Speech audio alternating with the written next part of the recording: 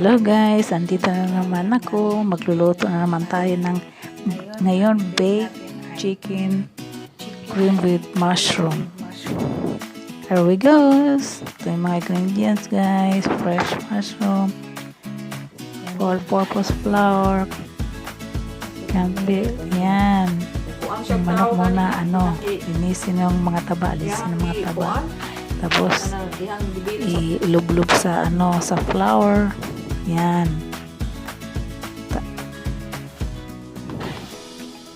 Lagyan ng, bago i-prito ng bahagya, lagyan, anuhin muna ng mga sangkap. Tulad ng asin.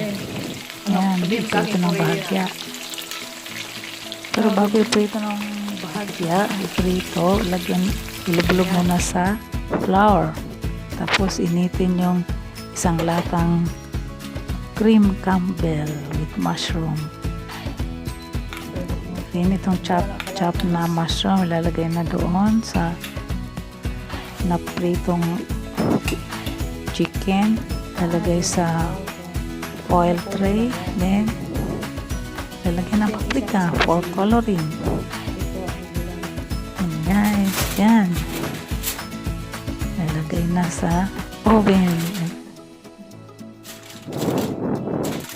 350 degrees. And na guys, luto na. Thanks for watching.